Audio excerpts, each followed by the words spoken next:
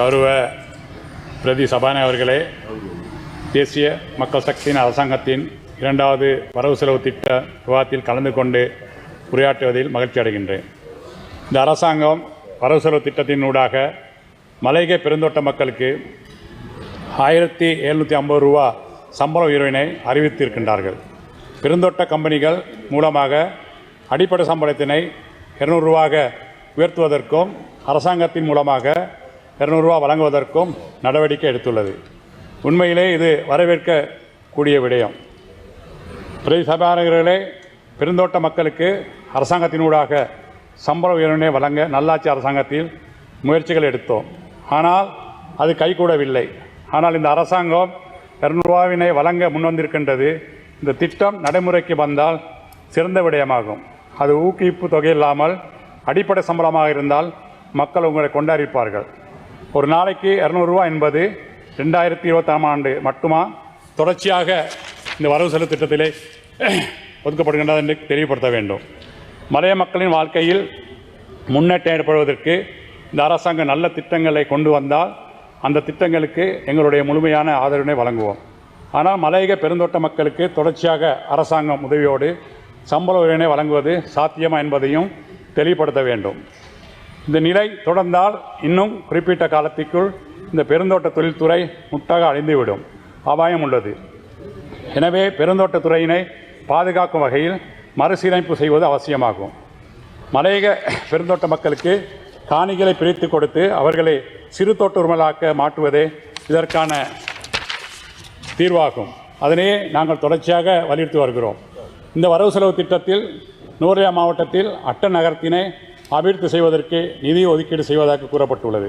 நல்லாட்சி காலத்தில் அட்டன் புகையிரத நிலையத்தினை சுட்டி போடப்பட்டிருந்த தகர வேலிகளை அகற்றி புதிய கட்டிடம் ஒன்றையும் நிர்மாணித்தோம். ஆனால் ஆட்சி மாற்றத்தின் காரணமாக எங்களுக்கு தொடர்ச்சியாக அபிவிருத்தி பணிகளை முன்னெடுக்க முடியாமல் போயுள்ளது. அட்டன் நகரம் நுவரெலியா மாவட்டத்தில் மிக பிரதான நகரம். இந்த நகரம் அபிவிருத்தி செய்யப்பட வேண்டியது கட்டாயமானது. முறையான கழிவு அகற்றுதல், பேருந்து நிலையம் அபிவிருத்தி, வடிகால் அமைப்பு, வாகன தரிப்பிடம் என்பன இடம்பெறும் என நம்புகின்றோம். வைத்தியசாலைகளை அபிவிருத்தி செய்வதற்கு தரம் உயர்த்துவதற்கும் நிதி ஒதுக்கீடு செய்யப்பட்டுள்ளது. நுவரெலியா மாவட்டத்தில் சிறுநீரக நோயால் பாதிக்கப்பட்ட மக்கள் இரத்த சுத்திகரிப்பு டயாலிசிஸ் செய்வதற்கு கண்டிக்கு செல்ல வேண்டியுள்ளது. இவர்களின் நிலை கவலையாக இருக்கின்றது. இதற்கான வசதியினை இலங்கன் வைத்தியசாலையில் ஏற்படுத்தி கொடுத்தால் இலங்கன் வைத்தியசாலையை செய்து கொள்ள முடியும். நுவரெலியா மாவட்டத்தில் இயங்குகின்ற சில பிரதேச சபைகளுக்கு, சில பிரதேச செயலங்களுக்கும் நிரந்தரமான கட்டிடங்கள் இல்லை. அதனை செய்வதற்கு இந்த அரசாங்கம் நடவடிக்கை எடுக்க வேண்டும் என கேட்டுக்கொள்கின்றேன். இந்த அரசாங்கத்தில் உள்ள மலையக உறுப்பினர்கள் ஏனைய மலையக பிரதிநிதிகளை மன்னிப்பு கேட்க சொல்வதையும் பதவி விலக சொல்வதையுமே வழக்கமாக கொண்டுள்ளது. எங்களுக்கு கிடைத்த ஆட்சி காலத்தில் அதிகமான வேலை திட்டங்களை நாங்கள் மலையக மக்களுக்காக செய்துள்ளோம்.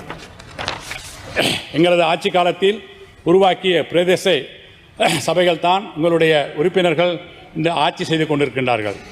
பிரதி சபாநாயகர் அவர்களே, பெருந்தோட்ட பகுதிக்கு சேவை செய்ய முடியாத என்ற 33வது சரத்தினை திருத்தியதன் காரணமாக இன்று எந்த தடையும் இல்லாமல் இவர்களால் பெருந்தோட்ட பகுதிகளுக்கு நிதி ஒதுக்கீடு அபிவிருத்திகளை முன்னெடுக்க முடிகின்றது.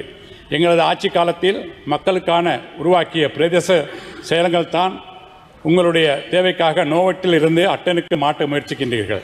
நல்லாட்சி காலத்தில் இயற்கை அனர்த்தங்களால்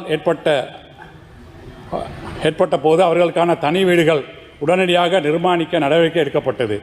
எரிந்த கூரையினை மீண்டும் திருத்த நாங்கள் நடவடிக்கை எடுக்கவில்லை. மலைய மக்களுக்கு அபிவிருத்தி பணிகளை முறையாக முன்னெடுப்பதற்கு அதிகார சபையினை உருவாக்கினோம். ஆனால் அந்த அதிகார சபையினை இன்று மூடுவதற்கான அரச நிறுவனங்களில் பட்டியலில் உள்ளது. காபட் பாதைகள் என்பது மலையகத்தில் தேசிய மக்கள் சக்தி அரசாங்கம் முதலாக முன்னெடுப்பது இல்லை. நல்லாட்சி காலத்தில் அதிகமான காபட் பாதைகளை செய்துள்ளோம். இந்த அரசாங்கம் செய்யும் நல்ல திட்டங்களுக்கு எங்களுடைய ஆதரவினை வழங்குவோம். அதேபோல் இந்த அரசாங்கத்தில் அங்க வைக்கின்ற மலையக பிரதிகள் பேச்சில் மாத்திரம் அரசியல் செய்யாது அபிவிருத்தி பணிகளை முன்னெடுக்க வேண்டும். இன்று பாராளுமன்றத்தில் பதவி விலக கூறுகின்ற மக்கள் பிரதிநிதிகள் தான் உள்ளூராட்சி சபையில் ஆட்சி அமைக்க ஒன்றாக இருந்தார்கள் என்பதே மக்களுக்கு தெரியும். பெருந்தோட்ட மக்களுக்கு சம்பள விடயத்தில் முடிவு எடுப்பது போலவே மலைய மக்களின் நீண்டகால பிரச்சனையாக இருக்கின்ற காணி பிரச்சனை தீர்வு காணும் வகையில் 10 பேச்சு காணிகளை நடவடிக்கை வேண்டும். கரு நியோஜக கதாய் திருமணி එතරම මේ අයවැයි ආණ්ඩුව වතුකර ජන කම්කරුට මිලියන 5ක් වෙන් කරලා තියෙන්නේ. ඒක අපි සතුටු වෙනවා. අපි දැනගන්න ඕන කවුරු හරි දෙකෙනෙක් එමෙතුරු ඉන්නවනේ කියන්නේ මේක දවස් 25ක් දෙනවද නැත්නම් එක දවසක් දෙනවද කියලා අපිට කිව්වොත් හොඳයි. මොකද සමහර විපක්ෂ කණ්ඩායම මට නමත් කියන්න පුළුවන් නාමල් රාජපක්ෂ ඒ වගේ මුස්ලිම් කාංග්‍රස් MP කාර්යප්පා නිසං කාර්යප්පා ඒගොල්ලෝ විරුද්ධ වෙනවා.